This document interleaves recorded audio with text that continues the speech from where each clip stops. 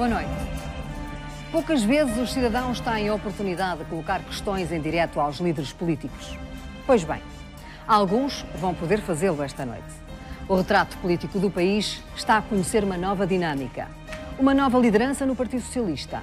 Novos partidos que se perfilam num horizonte próximo. E sinais de abrandamento da austeridade por parte do governo de coligação. O melhor exemplo é a subida do salário mínimo nacional. Os partidos foram e são o pilar da democracia. Mas hoje há sinais de mudança na relação entre a cidadania e o sistema partidário. Surgem novos movimentos, manifestos e há algum desgaste na participação democrática, como temos visto nos últimos atos eleitorais. Dou as boas-vindas aos representantes dos partidos esta noite. Luís Montenegro, Nuno Melo, Jorge Lacão, João Semedo e João Oliveira. Na plateia, movimentos e cidadãos independentes que esta noite também tomam a palavra. E eu dirijo-me... Deixe-me dar a possibilidade de dar a voz a outro movimento, Mendes Castro Henriques, Nós Cidadãos. Movimento Nós Cidadãos. A pergunta basicamente é a mesma. O que é que hoje o desilude a ponto de formar um movimento e levá-lo para a frente? Obrigado, Fátima, por convidar Nós Cidadãos e minhas saudações a todos os presentes. Nós Cidadãos tem no seu título, no seu nome, já um programa. Não estamos à procura de uma celebridade, de uma personalidade encontrada em primárias ou em jogos de gabinete. Estamos à procura de uma equipa, de um país que fala muito... Porquê? Porquê é que é preciso uma equipa se estão aqui várias?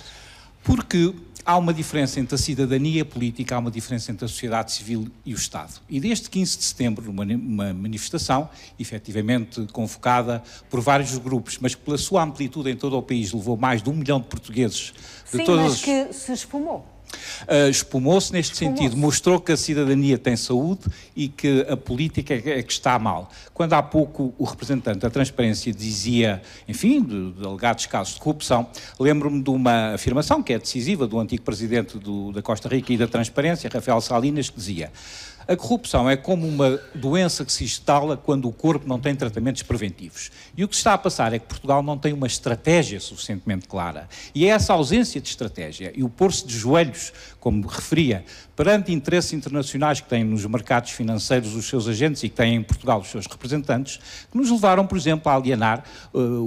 Nós herdámos do governo José Sócrates uma dívida pública equivalente a 90% do PIB. Os números do Banco de Portugal de julho mostram que neste momento é de 134% do PIB, no valor de cerca de 220 mil milhões de euros, e, entretanto, seguimos aquelas recomendações da Troika, tentámos seguir, o nosso governo, Passos Coelho, tentou seguir, no fundo, são receitas quase elementares, maximizar as receitas, minimizar os custos do Estado e tentar racionalizar a dívida. O senhor disse que os partidos ajoelharam perante os mercados, foi isso?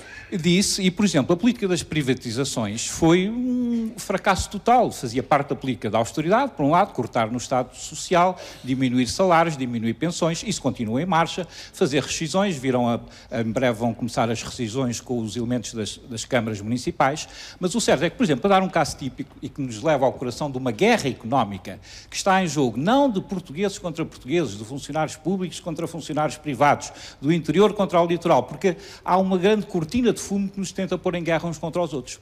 Nós, Cidadãos, veio para afirmar que, bom, para além disso, dessa pretensa guerra de portugueses contra portugueses, nós temos que perceber, só para dar um exemplo muito direto das privatizações, que os 9,2 milhões de euros que renderam a alienação da EDP, da Galp, da REN, enfim, dos seguros e da saúde da Caixa Geral dos Depósitos, da ANA, são uma gota d'água e mascaram qualquer coisa de muito mais grave, que é o facto das nossas dívidas públicas, para começar por aí, que não é a parte mais importante sequer do problema, que eram tidas para com a banca estrangeira, francesa e alemã, neste momento foram devolvidas, tipo os bad banks são os bancos portugueses e a nossa dívida não é ao exterior.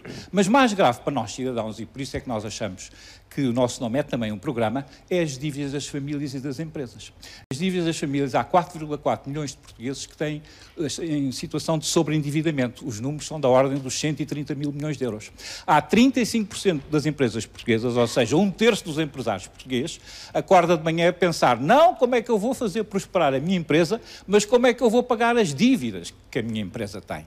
Para além de não falar da massa burocrática dos diários da República, dita nos boletins oficiais, em que todos os anos há 140, 150 ou 170 medidas novas que têm que ser absorvidas. Por outro lado, as famílias portuguesas têm dívidas na ordem dos 100 mil milhões de euros. Ou seja, famílias e empresas devem mais do que o próprio Estado. Mas só se fala nisto uma vez por mês, quando o Banco de Portugal publica os relatórios. Os outros 29 falam-se deste. O senhor disse que os partidos ajoelharam aos mercados, não é? Ajoelharam perante os mercados. Considera essa crítica é transversal a todo o espectro partidário do Parlamento? Os partidos da esquerda que aqui estão presentes, o senhor também lhes atribui responsabilidades? Naturalmente que é variável, mas nós não vamos lá com medidas populistas. Por exemplo, o Podemos, em Espanha, é neste momento considerado o segundo partido espanhol. Está nas sondagens com 24%. Tem uma medida radical que é, não pagamos a dívida, fazemos uma auditoria e depois logo se vê.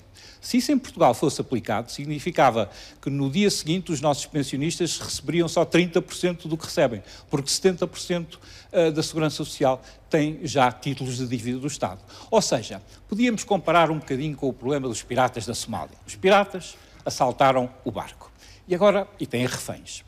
Como é que nós vamos fazer? Vamos atacar à bruta ao barco, matamos os piratas, mas os piratas matam os reféns também.